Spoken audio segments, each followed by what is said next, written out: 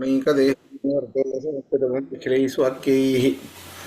अस्योद्भवादिदमशेषविशेषतोऽपि वन्यं सदा प्रियतमं मम सन्नमामि कृष्णाय वासुदेवाय हरये परमात्मने प्रणतः क्लेशनाशाय गोविन्दाय नमो नमः। अभ्रमं भङ्गरहितम् अजडं विमलं सदा आनन्दतीर्थमतुलं भजे तापत्रयापहम्। पृथ्वीमण्डलमध्यस्थाः पूर्णबोधमतानुगाः वैष्णवाः विष्णुहृदयाः तान् नमस्ये गुरून् मम। तपस्वाध्याय शुश्रूषा कृष्णपूजारतं मुनिं विश्वेशम् इष्टदं वन्दे परिव्राट् चक्रवर्तिनम्। श्रीगुरुभ्यो नमः। हरिः ओम्। 18ನೇ ಅಧ್ಯಾಯ 31ನೇ ಶ್ಲೋಕ.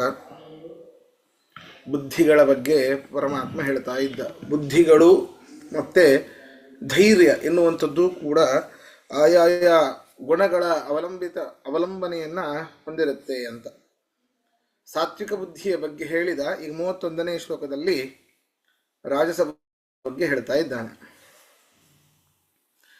ಯಯಾ ಧರ್ಮಮಧರ್ಮಂ ಚ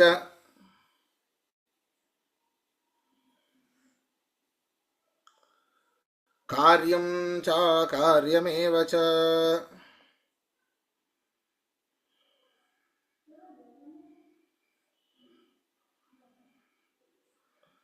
ಅಯಥಾವತ್ ಪ್ರಜಾನಾತಿ ಬುದ್ಧಿಃ ಸಾ ಪಾರ್ಥ ರಾಜಸೀ.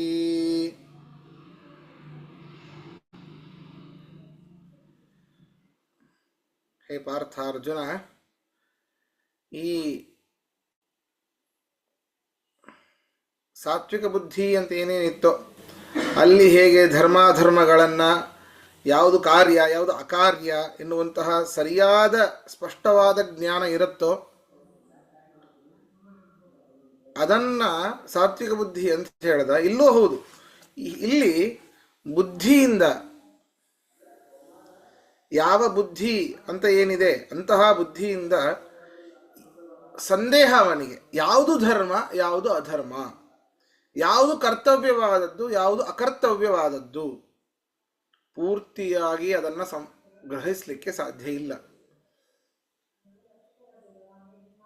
ಇದು ನಿಜವಾದ ಕೆಲಸ, ಇದು ಕರ್ತವ್ಯವಾದದ್ದು, ನನಗೆ ಉಚಿತವಾದದ್ದು ಸ್ಪಷ್ಟವಾದ ಜ್ಞಾನ ಇಲ್ಲ. ಇದು ನನ್ನಿಂದ ಅಕಾರ್ಯವಾದದ್ದು ಸ್ಪಷ್ಟವಾದ ಜ್ಞಾನ ಇಲ್ಲದೇ ಇರುವಂಥದ್ದು. ಅಕಾರ್ಯವಾದದ್ದು ಮಾಡಬಹುದೋ ಮಾಡಬಾರದೋ ಅನ್ನೋದರ ಸಂದೇಹ ಅದರಲ್ಲೂ. ಅಂದರೆ ಕೆಲವು ಅಂಶದಲ್ಲಿ ಅಯಥಾವತ್ ಪ್ರಜಾನಾತಿ, ಅಯಥಾರ್ಥವನ್ನು ತಿಳಿತಾನೆ. ಯಥಾರ್ಥ ಅಂದರೆ ಯಥಾ ಅರ್ಥ, ಹೇಗೆ ವಸ್ತು ಇದೆಯೋ ಹಾಗೆ ಅದರ ಜ್ಞಾನ. ಯಥಾವತ್ ಅರ್ಥ ಯಥಾರ್ಥ. ಅರ್ಥ ಅಂದರೆ ವಸ್ತು ಹೇಗಿದೆಯೋ ಅದನ್ನು ಆ ರೀತಿ ತಿಳಿದುಕೊಳ್ಳೋದು ಯಥಾರ್ಥ. ಹೇಗಿಲ್ಲವೋ ಆ ರೀತಿ ಅದರ ವಿಪರೀತವಾಗಿ ತಿಳಿಯುವಂಥದ್ದು ಅಯಥಾರ್ಥ.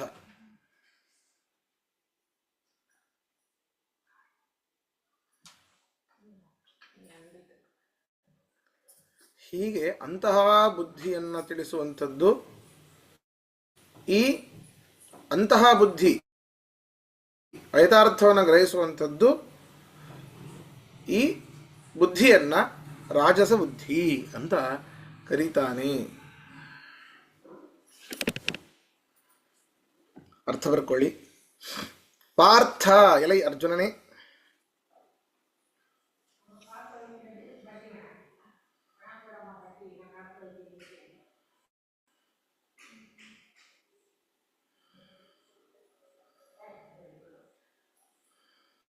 ಯಯಾ ಯಾವ ಬುದ್ಧಿಯಿಂದ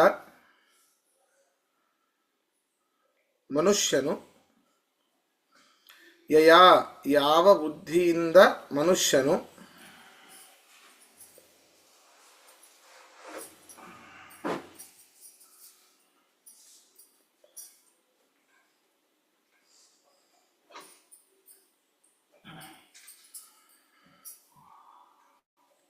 ಧರ್ಮಂ ಅಧರ್ಮಂ ಚ, ಧರ್ಮ ಅಧರ್ಮವನ್ನು,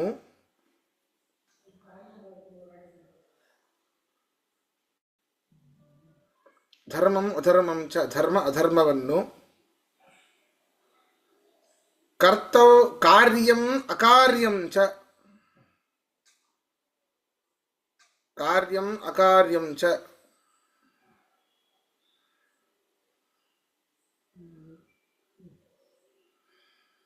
ಕಾರ್ಯಂ ಅಕಾರ್ಯಮೇವ ಚ ಅಂತ ಬರ್ಕೊಳ್ಳಿ. ಕಾರ್ಯಂ ಅಕಾರ್ಯಮೇವ ಚ,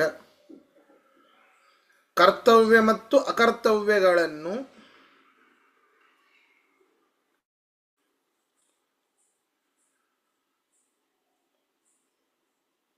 ಪೂರ್ತಿ ಇದ್ದ ಹಾಗೆ ಗ್ರಹಿಸನೋ ಇದ್ದ ಹಾಗೆ ಗ್ರಹಿಸುವುದಿಲ್ಲವೋ ಅಂತ ಬರ್ಕೊಳ್ಳಿ. ಪೂರ್ತಿಯಾಗಿ ಇದ್ದ ಹಾಗೆ ಗ್ರಹಿಸುವುದಿಲ್ಲವೋ, ಹೇಗಿರುತ್ತೋ ಹಾಗೆ ತಿಳ್ಕೊಳ್ಳೋದಿಲ್ಲ. ಸರಿ, ಹೇಗಿದೆ ಹಾಗೆ ತಿಳ್ಕೊಳ್ಳಿಲ್ಲ ಬಿಟ್ಬಿಡೋಣ, ಇಲ್ಲ, ಹೇಗಿಲ್ಲವೋ ಹಾಗೆ ತಿಳ್ಕೊಳ್ಳೋದು. ಅಯಥಾವತ್ ಪ್ರಜಾನಾತಿ, ಅಯಥಾವತ್ ಪ್ರಜಾನಾತಿ,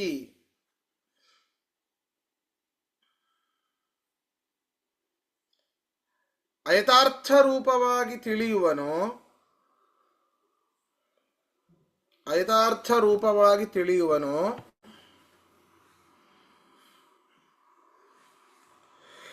ಸಾ ಬುದ್ಧಿ, ಆ ಬುದ್ಧಿಯು,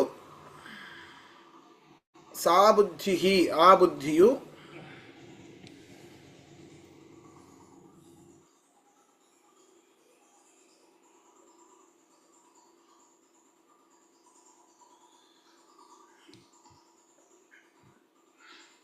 ರಾಜಸಿ, ರಾಜಸ, ರಾಜಸಿ, ರಾಜಸಿಕವಾದದ್ದು.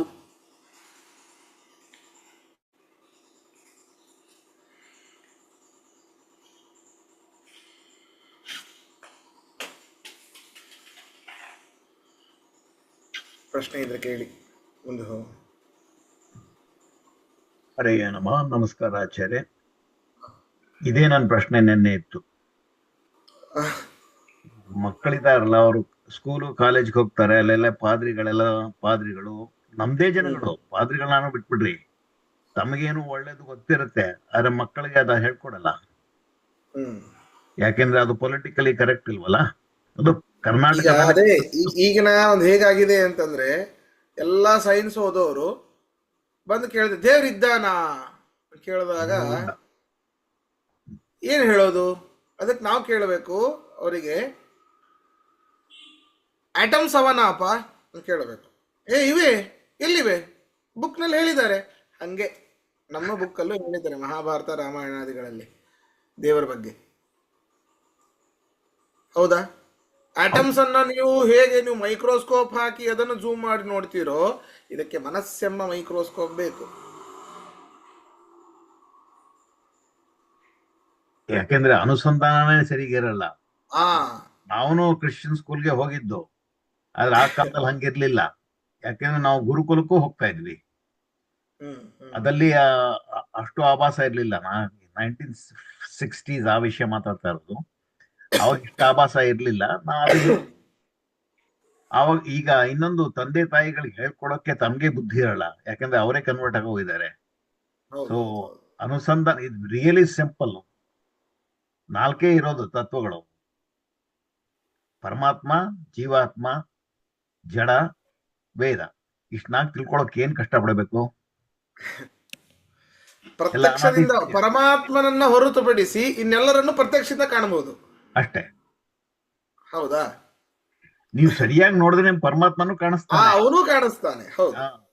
ನೀವು ಸರಿಯಾಗಿ, ನಿಮ್ ಚಕ್ಷು ಸರಿಗಿಲ್ಲ, ನಮ್ದೇನೆ ಫಾಲ್ಟು. ಹೌದು ಹೌದು ಹೌದು.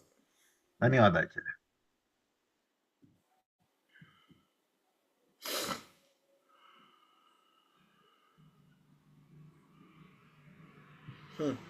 ಸರಿ, ಮುಂದೆ ಹೋಗೋಣ.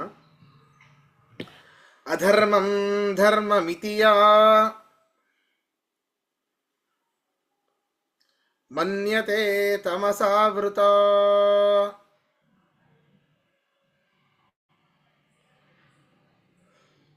ಸರ್ವಾರ್ಥಾನ್ ವಿಪರೀತಾಂಶ್ಚ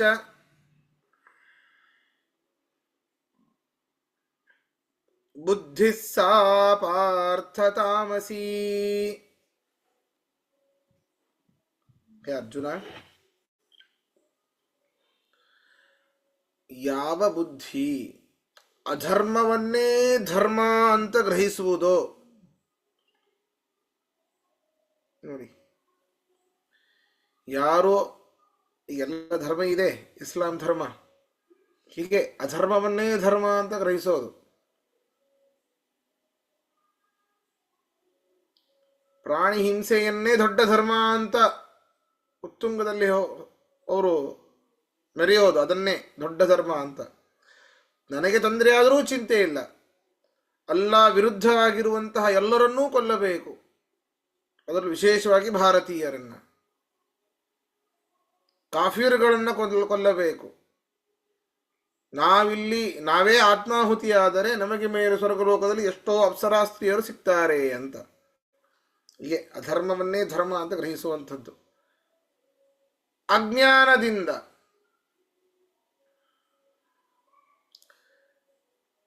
ಅದೇ ಅಜ್ಞಾನದಿಂದ ಆವೃತರಾಗಿ ಇರುವ ವಿಷಯಗಳನ್ನ, ಇರುವ ಸತ್ಯವನ್ನ ಅರಿಯದೇನೆ ಅದನ್ನ ಬೇರೆ ರೀತಿಯಾಗಿ ತಿಳಿಯುವಂಥದ್ದು. ಸರ್ವಾರ್ಥಾನ್ ವಿಪರೀತಾಂಶ್ಚ ತಮಸಾ ಆವೃತ. ತಮಸ್ಸು ಅಂದ್ರೆ ಅಜ್ಞಾನ, ಅಂಧಕಾರ. ಅಂಧಕಾರ ಇಸ್ಕೊಂಡು ಅಜ್ಞಾನ. ಅಜ್ಞಾನದಿಂದ ಆವೃತರಾಗಿ ಎಲ್ಲ ವಿಷಯಗಳನ್ನು ವಿಪರೀತವಾಗಿಯೇ ತಿಳಿದುಕೊಳ್ಳೋದು.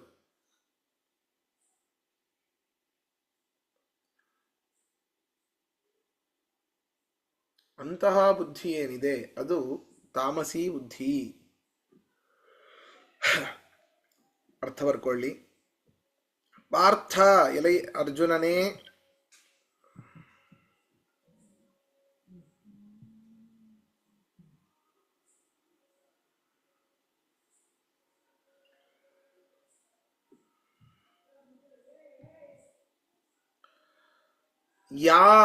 ಯಾವ ಬುದ್ಧಿಯು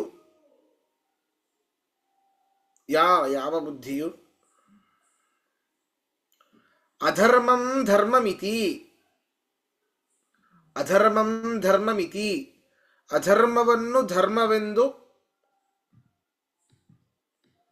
ಅಧರ್ಮವನ್ನು ಧರ್ಮವೆಂದು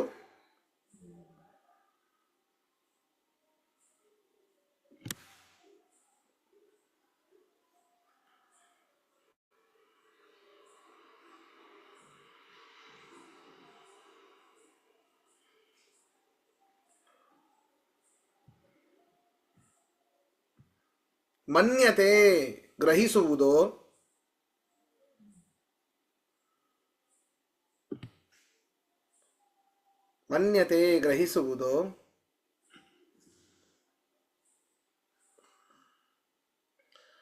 ತಮಸಾ ಆವೃತ,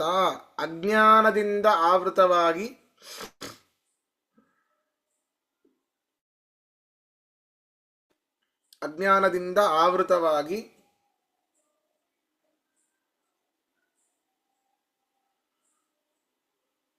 ಸರ್ವಾರ್ಥಾನ್, ಎಲ್ಲ ವಿಷಯಗಳನ್ನು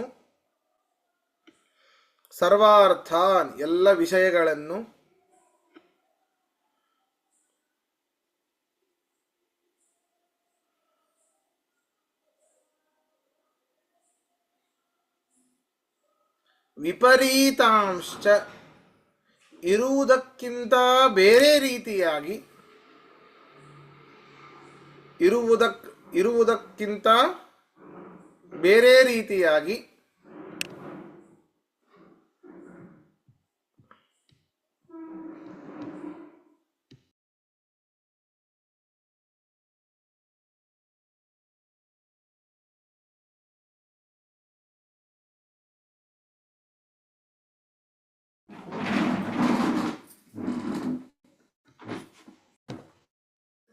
ಇರುವುದಕ್ಕಿಂತ ಬೇರೆ ರೀತಿಯಾಗಿ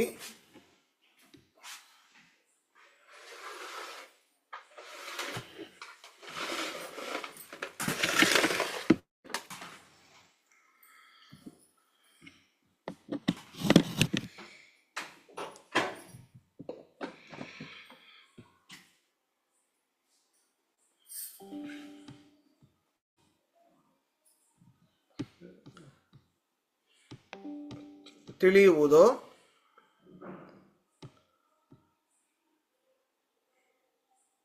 ಸಾ ಬುದ್ಧಿ ಆ ಬುದ್ಧಿಯು ತಾಮಸಿ ತಾಮಸವು ತಾಮಸಿ ತಾಮಸವು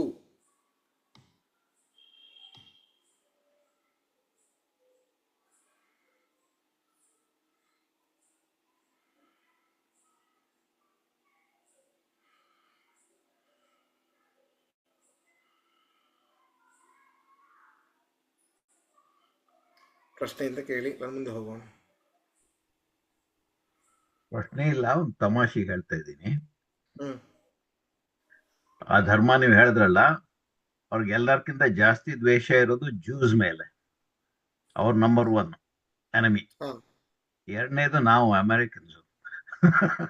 ಹಾ ಹಿಂದೂಗಳು ನೀವು 3ನೇವರು. ಅದು ನಿಮ್ದು ಬರೀ ಪಾಕಿಸ್ತಾನ್ ಜೊತೆಗೆ. ಬಾಕಿ ಕಡೆ ಎಲ್ಲ ಇದಾರಲ್ಲ, ಅವ್ರಿಗೆ ಸಿಕ್ಕಾಪಟ್ಟೆ ದ್ವೇಷ ಅಮೆರಿಕ ಮೇಲೆ, ಆಮೇಲೆ ಇಸ್ರಾಯೇಲ್ ಮೇಲೆ. ಹ್ಮ್ ಹ್ಮ್ ಹ್ಮ್ ಪಾಕಿಸ್ತಾನ ಒಂದ್ ದರಿದ್ರ ಕಂಟ್ರಿನ ಅದು. ಸರಿ, ಹೋಗ್ಲಿ ಬಿಡಿ, ಹಾ ತಮಾಷೆ. ಸರಿ.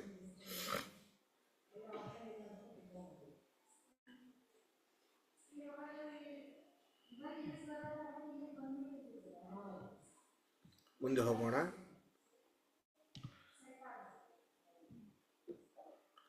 ಧೈರ್ಯದ ನಿರೂಪಣೆ. ಧೈರ್ಯದ 3 ವಿಧದ ನಿರೂಪಣೆ. ಮೊದಲಿಗೆ ಸಾತ್ವಿಕದ ಧೈರ್ಯ ಯಾವುದು? ಧೃತ್ಯಾಯಯಾಧಾರಯತೆ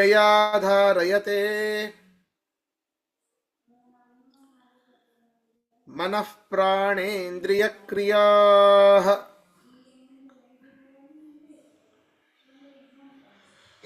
ಯೋಗೇನಾವ್ಯಭಿಚಾರಿಣ್ಯಾ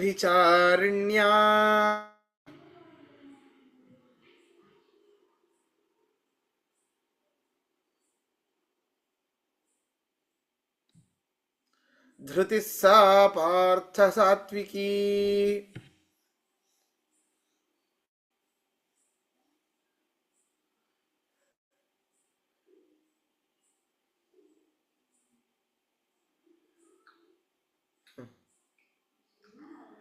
ಬಹಳ ಕಷ್ಟ ಈ ಧೈರ್ಯ. ಅರ್ಜುನ, ಯಾವ ಒಬ್ಬ ವ್ಯಕ್ತಿ ಯೋಗೇನ ಅವ್ಯಭಿಚಾರಿಣ್ಯ ಯೋಗೇನ, ಭಗವದ್ಭಕ್ತಿ ಎಂಬ ಯೋಗ, ಭಗವಂತನಲ್ಲಿ ಭಕ್ತಿ, ಅವನ ಸ್ವಲ್ಪ ನಮ್ಮ ಯೋಗ್ಯತೆಯನ್ನು ಮೀರದೇನೆ ಸ್ವಲ್ಪ ಶಾಸ್ತ್ರವನ್ನು ಓದಿದಾಗ ಬರುವಂತಹ ಜ್ಞಾನದಿಂದ ಭಕ್ತಿ ಬರ್ತದೆ. ದೃಢವಾದ ಭಕ್ತಿ, ಅಂತಹ ಭಕ್ತಿ ಎಂಬ ಯೋಗದಿಂದ ಕೂಡಿರಬೇಕು. ಅವ್ಯಭಿಚಾರಿಣ್ಯ, ಶಾಸ್ತ್ರವಿಹಿತ ವಿಷಯಗಳಲ್ಲಿ ಅವುಗಳಲ್ಲಿ ಪ್ರವೃತ್ತನಾಗಿ ಅದರಿಂದ ಬಂದಿರುವಂತಹ ಮನಸ್ಸಿನ ಸ್ಥಿರತೆ,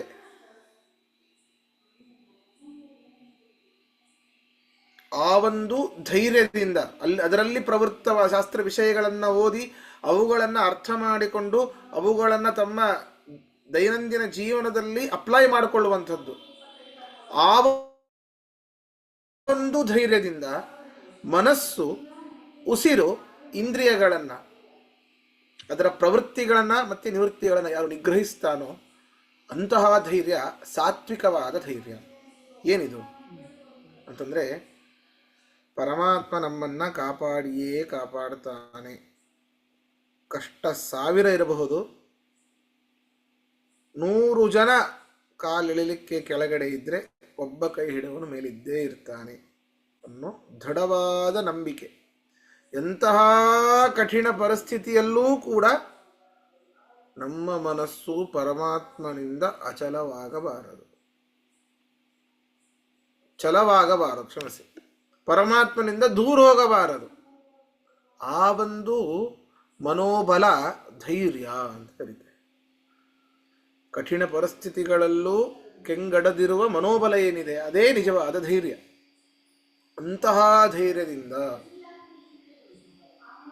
ಮನಸ್ಸನ್ನ ಅಥವಾ ಉಸಿರನ್ನ, ಇಂದ್ರಿಯಗಳನ್ನ, ಸ್ವಲ್ಪ ಟೆನ್ಷನ್ ಆದಾಗ ಉಸಿರು ಕೆಳಗೆ ಮೇಲೆ ಆಗುತ್ತೆ, ಜೋರಾಗಿ ಉಸಿರಾಡ್ತೇವೆ. ಖುಷಿಯಾದಾಗಲೂ ಕೂಡ ಅದೇ ರೀತಿ ಮಾಡೋದು.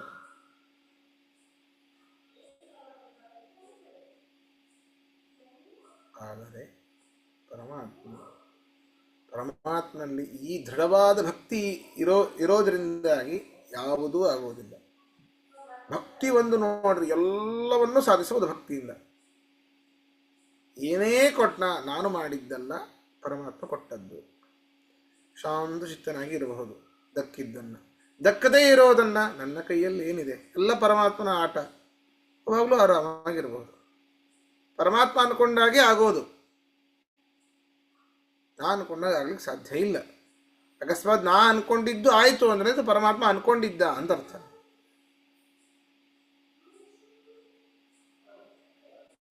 ಬೆಟ್ಟದ ಮೇಲೊಂದು ಪುಟ್ಟಿದ ವೃಕ್ಷಕ್ಕೆ ಕಟ್ಟೆಯನ್ನು ಕಟ್ಟಿ ನೀರೆರೆದವರು ಯಾರು? ಹುಟ್ಟಿಸಿದ ಸ್ವಾಮಿತ ಹೊಣೆಗಾರನಾಗಿರಲು ಗಟ್ಟಿಯಾಗಿ ಸಲಹುವನು, ಇದಕ್ಕೆ ಸಂಶಯವಿಲ್ಲ. ತಲ್ಲಣಿಸದಿರು ಕಂಡ್ಯ ತಾಳು ಮನವೇ.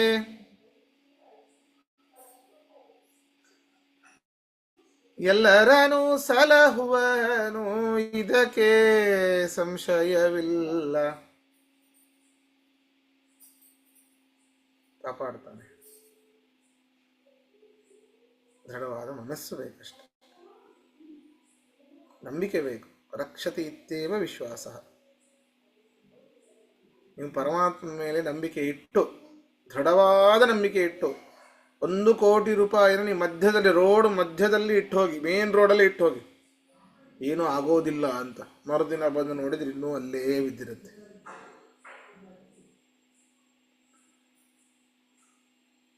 %100 ನಂಬಿಕೆನೇ ಇರೋದಿಲ್ಲ. ನಮಗೆ 1 ಕೋಟಿ 1 ಕೋಟಿ 1 ಕೋಟಿ ಅಲ್ಲೇ ಮನಸ್ಸು. ನಮಗೆ ಏನು ಮಾಡ್ಲಿಕ್ಕಾಗತ್ತೆ ರೀ ದುಡ್ಡಿನಿಂದ? ಬಹಳ ಆದರೆ ಒಳ್ಳೆ ಐಷಾರಾಮಿ ಮನೆ ಕಟ್ಟಿಸ್ಬೋದು, ಹಾಸಿಗೆ ಕೊಂಡ್ಕೊಳ್ಬಹುದು, ಕಾರಗಿರು ತಗೊಳ್ಬಹುದು. ನಿದ್ದೆ ಆರೋಗ್ಯ ಎಲ್ಲಿ ಸಿಗುತ್ತೆ? ದುಡ್ಡಿನಿಂದ ಕೊಂಡ್ಕೊಳ್ಳಿಕ್ಕೆ ಆಗೋದಿಲ್ಲ. ಮನೆಯಲ್ಲಿ ಬರೆದಿರಬೇಕು. ಆರಾಮ್ ಐಷಾರಾಮಿ ಗಾದಿ ಗೀದಿ ಎಲ್ಲ ಮಂಚ ಗಿಂಚ ತಗೊಂಡವರು ನಿದ್ದಿಗೋಸ್ಕರ ಗುಳಿಗೆ ತಗೋತಿರ್ತಾರೆ. ಏನೂ ಇಲ್ಲದೆ ಇರೋರು ಆರಾಮ್ ಮಲಗಿರ್ತಾನ. ಗಾಢವಾದ ನಿದ್ದೆ. ಎಂತಹ ಹಾರ್ನ್ ಹೊಡೆದ್ರೂ ಎಚ್ಚರ ಆಗೋದಿಲ್ಲ, ಎಂತಹ ಗುಡುಗು ಸಿಡಿಲು ಬರಲಿ ಎಚ್ಚರ ಆಗೋದಿಲ್ಲ. ಯಾವುದು ಸುಖ ಹಾಗಾದ್ರೆ? ಇದಕ್ಕೆ ಸಂಶಯವೇ ಇಲ್ಲ. ತಲ್ಲಣಿಸದಿರು ಕಣ್ಯ ತಾಳು ಮನವೇ. ಎಲ್ಲರನ್ನು ಸಲಹುವನು, ಇದಕ್ಕೆ ಸಂಶಯ ಇಲ್ಲ. ಈ ಒಂದು ಮನೋಸ್ಥೈರ್ಯ ಬಂದರೆ ನಮ್ಮ ಜೀವನದಲ್ಲಿ ನಾವು ಹೇಳಬಹುದಷ್ಟೇ, ಆದರೂ ಆ ಕಡೆ ಆಗೋದೇನೆ. ಕೊನೆಗೆಲ್ಲ ಮಾಡಿ ಹಾಗೆ ಹೀಗೆ ಗುದ್ದಾಡಿ ನಮ್ಮ ಕೈಲಿ ಆಗೋದಿಲ್ಲ ಅಂದರೆ ಪರಮಾತ್ಮನಿಗೆ ಬಿಟ್ಟಿದ್ದಪ್ಪ. ಎಲ್ಲ ಪಂಡಿತರು ಹೇಳೋದು ಸುಲಭ, ಅದನ್ನು ಅನುಸರಿಸುವುದು ಕಷ್ಟ. ಬಹಳ ಬಹಳ ಕಷ್ಟ ಇದೆ ಇದು.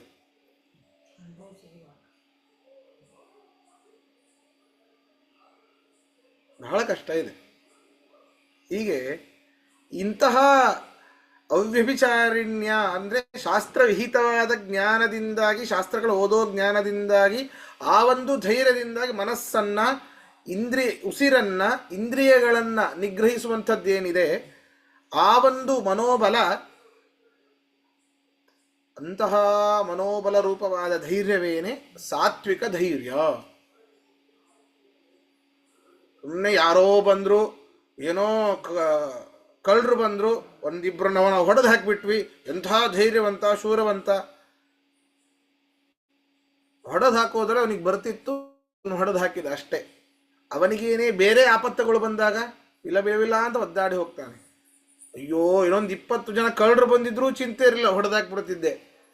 ಇಂತಹ ಸಂಕಟ ಬರಬಾರದು ಅಂತ ಅವನೇ ಒದ್ದಾಡ್ತಿರ್ತಾನೆ. ಆ ಮನೋಸ್ಥೈರ್ಯ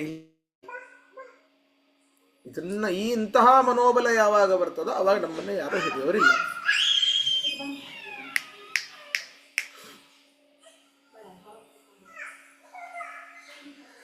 ಅರ್ಥ ಬರ್ಕೊಳ್ಳಿ. ಸಮಯ ಇದೆಯಲ್ಲ, ಅರ್ಥ ಹೇಳ್ಬೋದಾ? ಇದೆ 8 ನಿಮಿಷ ಇದೆ. ಸರಿ ಸರಿ. ಮಗು ಕರೀತಾ ಇದೆ. ಇರ್ಲಿ ಹಾಗೆ ಮಗುನ ಪಾರ್ಥ ಕೂಡಿಸ್ಕೊಂಡು ಅರ್ಥ ಹೇಳಿ ಆಚಾರ್ಯ. ಆ ಮಗುನು ಕೂಡಿಸ್ಕೊಂಡು ಅರ್ಥನೂ ಹೇಳಿ. ಅದಕ್ಕೆ ಯಾಕೆ ತೊಂದರೆ ಮಾಡ್ತೀರಾ ದೇವ್ರದ್ದು? ಸರಿ ಸರಿ. ಪಾರ್ಥ ಎಲೈ ಅರ್ಜುನನೇ,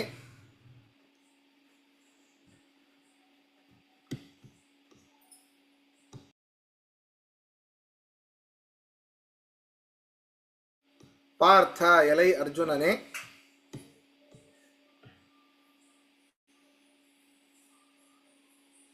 ಯಯಾಧೃತ್ಯ, ಒಂದೇ ನಿಮಿಷ.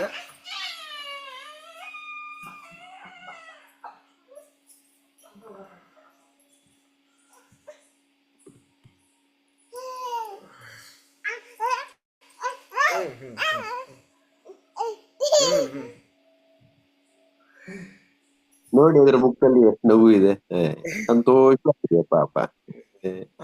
ಬೇಡ ಬೇಡ ಅಂತ ಹಿಂಗೆ. ಯಯಾಧೃತ್ಯ ಬೇಡ, ಒಂದೇ ನಿಮಿಷ. ಅವ್ಯಭಿಚಾರಿಣ್ಯ ಅಂತ ಬರ್ಕೊಳ್ಳಿ. ಅವ್ಯಭಿಚಾರಿಣ್ಯ,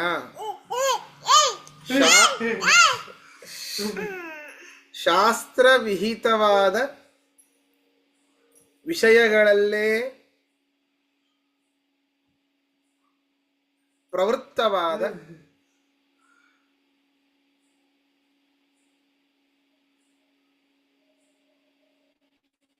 ಶಾಸ್ತ್ರವಿಹಿತವಾದ ವಿಷಯಗಳಲ್ಲೇ ಪ್ರವೃತ್ತವಾದ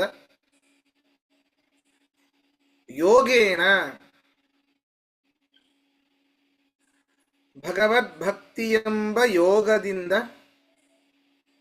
ಕೂಡಿದ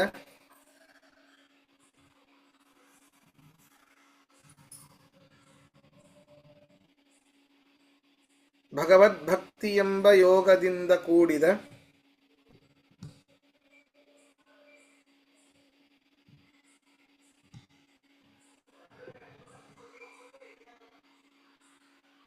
ಯಯಾಧೃತ್ಯ, ಯಾವ ಧೈರ್ಯದಿಂದ, ಯಯಾಧೃತ್ಯ ಯಾವ ಧೈರ್ಯದಿಂದ,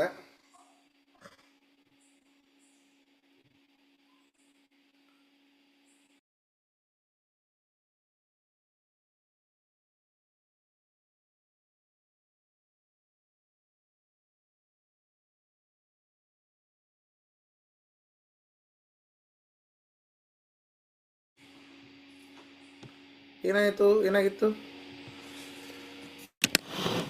ಅವಾಗ ಯಾವ ಧೈರ್ಯದಿಂದ? ಈಗ ನಾನು ಎಲ್ಲಿ ತನಕ ಹೇಳಿದ್ದೀನಿ? ಯಯಾವೃತ್ಯ. ಸರಿ, ಯಯಾಧೃತ್ಯ ಯಾವ ಧೈರ್ಯದಿಂದ,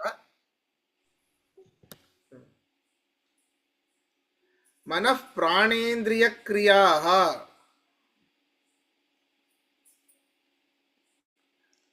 ಮನಃ ಪ್ರಾಣೇಂದ್ರಿಯ ಕ್ರಿಯಾ, ಮನಸ್ಸು, ಉಸಿರು ಮತ್ತು ಇಂದ್ರಿಯಗಳ ಪ್ರವೃತ್ತಿಗಳನ್ನು, ಮನಸ್ಸು, ಉಸಿರು ಮತ್ತು ಇಂದ್ರಿಯಗಳ ಪ್ರವೃತ್ತಿಗಳನ್ನು ನೋಡಿ. ಉಸಿರನ್ನು ನಿಗ್ರಹಿಸಬೇಕು ಅಂದರೆ ಪ್ರಾಣಾಯಾಮ ಮುಖ್ಯ. ಸುಮ್ಮನೆ ಯಾವುದೂ ನಮ್ಮವರು ಮಾಡೇ ಇಲ್ಲ, ಎಲ್ಲದಕ್ಕೂ ಒಂದು ಕಾರಣ ಇದೆ.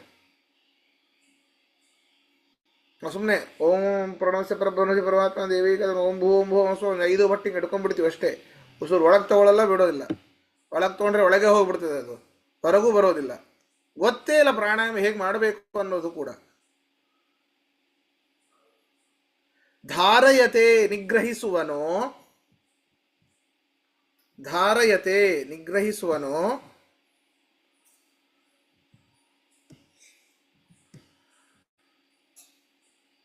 ಸಾಧೃತಿ ಆಧೈರ್ಯವು, ಸಾಧೃತಿ ಆಧೈರ್ಯವು,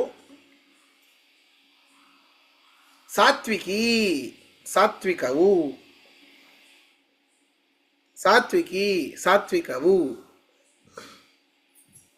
ಪ್ರಶ್ನೆ ಇದ್ರೆ ಕೇಳಿ.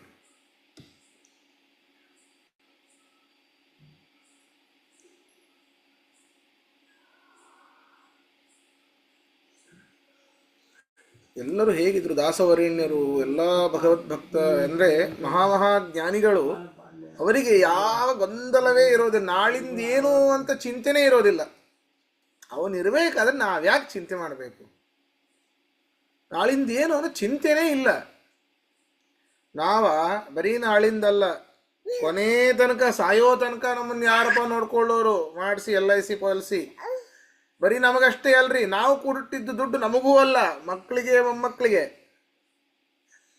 ಧೈರ್ಯ ಇಲ್ಲ ನಮಗೆ. ಯಾವ ಧೈರ್ಯ? ಮನೋಬಲ. ಯಾವುದರ ಮನೋಬಲ? ಶಾಸ್ತ್ರವಿಹಿತವಾದ ಜ್ಞಾನದಿಂದ ಭಗವದ್ಭಕ್ತಿಯಿಂದ ಕೂಡಿರುವಂತಹ ಮನೋಬಲ ಇಲ್ಲ. ಯಾಕೆ? ಶಾಸ್ತ್ರಾಧ್ಯಯನ ಮಾಡಿಲ್ಲ. ಶಾಸ್ತ್ರಾಧ್ಯಯನ ಮಾಡಿದವ್ರದೇ ಎಷ್ಟೋ ಪಾಲಿಸಿಗಳಿರ್ತದೆ. ಬರೀ ಅಧ್ಯಯನ ಮಾಡಿ ಪರೀಕ್ಷೆ ಕೊಟ್ಬಿಟ್ಟಿರ್ತಾರೆ. ನಾವೆಲ್ಲ ಅದೇ ಹಣೆಬರ. ಎಲ್ಲಿದೆ ಮನೋಬಲ? ಮನಸ್ಸೇ ಒಂದ್ ಕಡೆ, ಬಲನೇ ಒಂದ್ ಕಡೆ, ಎರಡೂ ಕೂಡ್ಬೇಕು ನಮಗೆ. ಮನೋಬಲ ತಿಂತವರೇ ಇರ್ತಾರೆ. ಹೇಳೋದು ಸರಳ, ಮಾಡೋದು ಬಹಳ ಕಷ್ಟ. ಎಷ್ಟೇ ವಿಚಾರ ಮಾಡಿದ್ರೂ ಪರಮಾತ್ಮ ಇದ್ದಾನೆ ಅನ್ನೋ ಭಾವನೆ ಒಂದು 10 ನಿಮಿಷ ಬರಬಹುದು, ಒಂದು 10 ದಿನ ಬರಬಹುದು. ಕೊನೆಯ ತನಕ ಬರಬೇಕು ಅಂದರೆ, ಪ್ರತಿನಿತ್ಯ ಬರಬೇಕು ಅಂತಂದ್ರೆ ಬಹಳ ಕಷ್ಟ. ಅದು ಪರಮಾತ್ಮ ನೀನೇ ಕೊಡಬೇಕು ಅಂತ ಕೇಳಬೇಕು. ಸರಿ, ಪ್ರಶ್ನೆ ಇದ್ರೆ ಕೇಳಿ. ಆಚಾರ್ಯ, ಇದ್ರ ಮೇಲೆ ಪ್ರಶ್ನೆ ಇಲ್ಲ, ಆದ್ರೆ ಇದು ಭಾಷ್ಯ ಇದೆ. ಇದೆ, ಇವತ್ತಿದೆ. ನಾಳೆ ಇಲ್ಲ, ಮತ್ತೆ ಪಾಡ್ಯ ಇದೆ, ಇವತ್ತಿದೆ. ನಾಳೆ ಇಲ್ಲ. ಓಕೆ, ಸರಿ, ಧನ್ಯವಾದ. ಸರಿ, ಪಾಠ ಮುಗಿಸೋಣ. ಶ್ರೀಕೃಷ್ಣಾರ್ಪಣಮಸ್ತು. ಮಧ್ವೇಶ.